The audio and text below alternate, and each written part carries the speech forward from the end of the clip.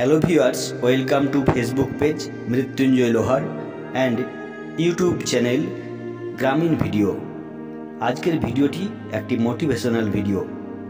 এই ভিডিওটি দেখলে আমার মতো কিছু সরকারি মাইলস্টোনে হোঁচট খাওয়া বেকার যুবক যুবতী ঘুরে দাঁড়ানোর সাহস পাবে। হ্যাঁ ভিউয়ার্স, আমার জীবনটা একটা উদাহরণ মাত্র। এরকম বহু বেকার যুবক যুবতী রয়েছে যারা সংসারের মাঝ জলে এসে কুল খুঁজে পাচ্ছে না। তারা আমার এই জীবন সংগ্রামের স্বল্প দৈর্ঘ্যের ভিডিওটা অবশ্যই দেখো। আর্থিক অনটনকে কাটিয়ে তুলতে অন্যান্য বেকারদের মতোই আমিও শুরু করেছিলাম গৃহ শিক্ষকতা।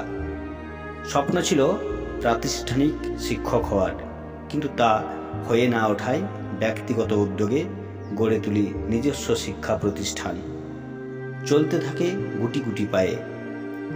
অতঃপর 2012 সালে একটি এনজিওতে কাজ পাই। কাজের সূত্রে বহু পরিবার তথা মানুষের সংস্পর্শে আসার সুযোগ হয়, মানুষের সুখ দুঃখের গল্প জানার সুযোগ হয়, পার্শ্ববর্তী রাজ্য ঝাড়খণ্ডের মানুষের সুখ দুঃখের জীবন কথা জানার সুযোগ হয়।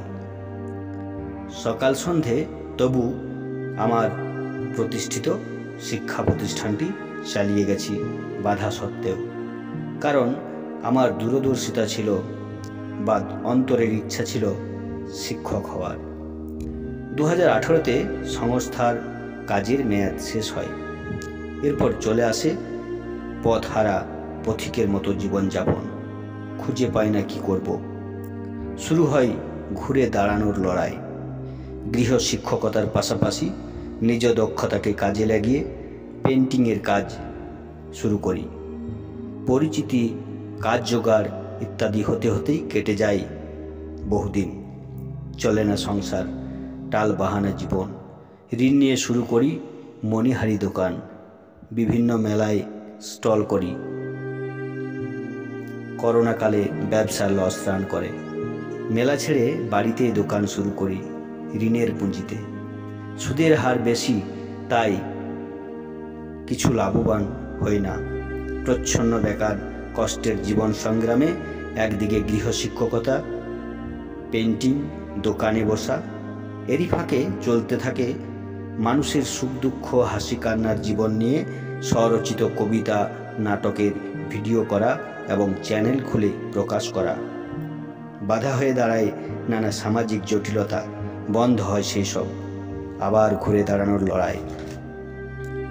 মাথায় ঋণের বোঝা নিয়ে একদিকে আমি গৃহশিক্ষক, পেন্টার, দোকানদার এবং অনলাইন ও জেরক্স সেন্টার চালানোর।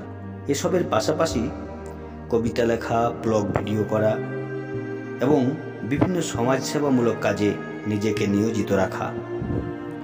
তো বন্ধুরা, তোমরাও পারবে তোমাদের বেকার জীবন সংগ্রামকে কাটিয়ে তুলতে, ঘুরে দাঁড়াতে।